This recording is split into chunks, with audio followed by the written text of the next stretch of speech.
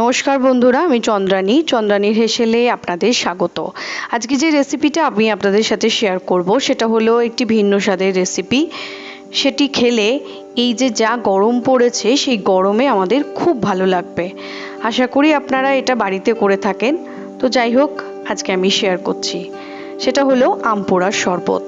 এখানে দেখতেই পাচ্ছেন আমি 3টে আম নিয়ে নিয়েছি এবং আম 3টেকে আমি এরকম গ্যাসের মধ্যে ভালো করে এরকম উল্টে পাল্টে ভালো করে একটু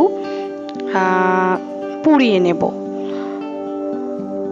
2 পিঠ পুড়িয়ে নিতে হবে। গ্যাসটা লো ফ্লেমে রেখেই আমি এটাকে পোড়ানো অলমোস্ট আমার ডান। এরকম দেখতে হলেই হবে। এবার আমি আমের পাল্পটাকে বের করে নিয়েছি। এছাড়া লাগবে আমার এখানে চাট মশলা, চিনি গুঁড়ো করে নিয়েছি এবং লাগবে বিট লবণ। আসুন শুরু করা যাক। প্রথমেই আমি আমের থেকে পাল্পগুলোকে এরমভাবে হালকা করে বের করে নিচ্ছি। আটিটাকে বাদ দিয়ে দিয়েছি।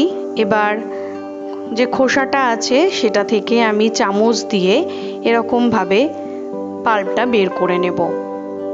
যতটা পারবেন পাল্পটা বের করে নেবেন, কারণ এই পাল্পটা ইউজ করলে খুব ভালো একটা গন্ধ আসে শরবতের মধ্যে। এভাবে চামচ দিয়ে বের করে নিলাম প্রত্যেকটি আমের খোসা থেকে পাল্পটাকে।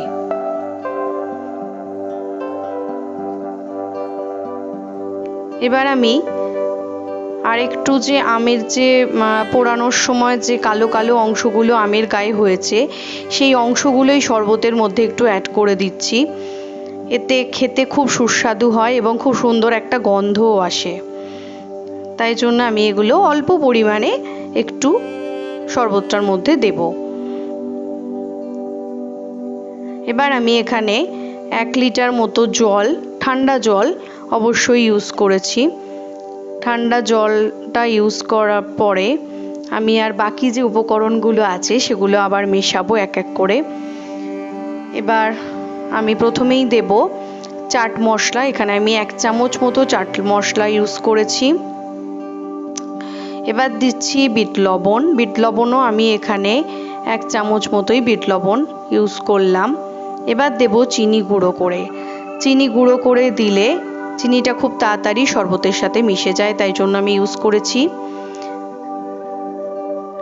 এবার আমি ভালো করে চামচ দিয়ে প্রথমে এটাকে একটু সমস্ত উপকরণগুলো একটু শরবতের মধ্যে মিশিয়ে দিচ্ছি।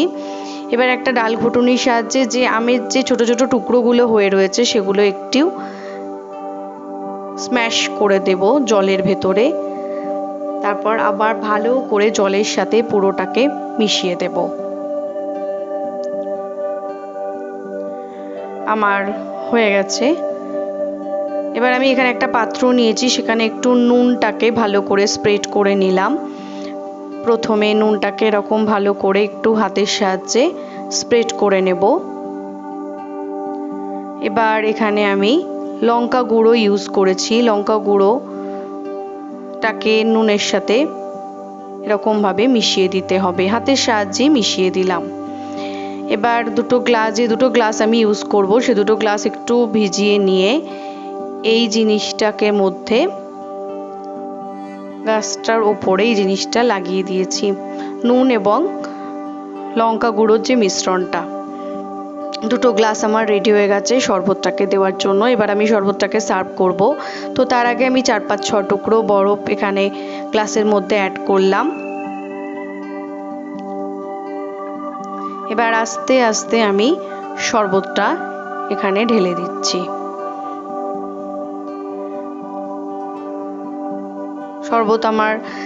শরবতে দেখুন আমার কিন্তু আমের ছোট ছোট টুকরো রয়েছে।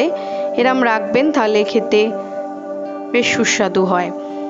চ্যানেলটিকে ভালো লাগলে অবশ্যই সাবস্ক্রাইব করবেন এবং লাইক বাটনে ক্লিক করতে